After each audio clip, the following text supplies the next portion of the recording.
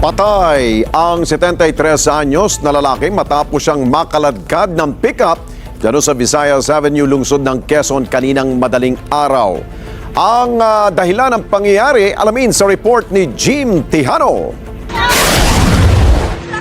Ito yung una niyang binangga. Agaw buhay ang 63 anyos na lolong ito. Makaraang salpukin at makaladkad ng isang pickup habang nakaupo sa bangketa sa bahagi ng Visayas Avenue, Quezon City kaninang madaling araw.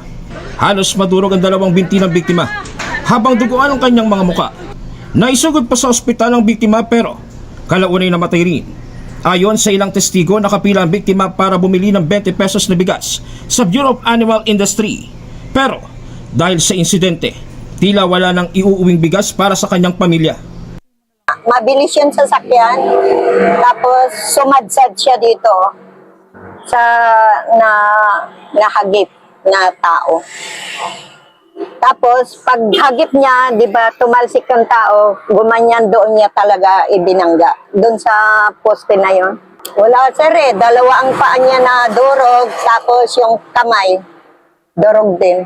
Maraming sugat sa noo. Hindi rin nakaligtas ang tinderong ito makaraang mahagip at masugatan sa kanyang kaliwang siko. Kung paglingon ko uli, nasa akin na, kaya yan, may tama. Ito tinamaan ako. Kung hindi ko na itulak yung sidecar ko, yung paninda ko, baka pati ako nasa pool. Sa lakas ng impact, wasak ang harapang bahagi ng sasakyan.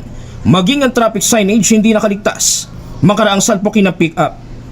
Walang pahayag ang driver na kasalukuyang nasa QCPD Traffic Sector 6. Walang control yung driver natin at nasagasaan niya po yung nakaupo, biktima sa gutter ng in front of Bureau of Animal Industry. Siya ay galing ng Isabela. Balikan siya, siguro isang factor kung dala ng pagod.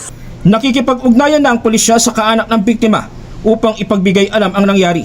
Samantala, agad pinaimbestigahan ng Land Transportation Office o LTO ang insidente matapos atasang humarap sa kanilang tanggapan sa Mayo 25 ngayong taon ang may-ari ng sasakyan at ng driver nito.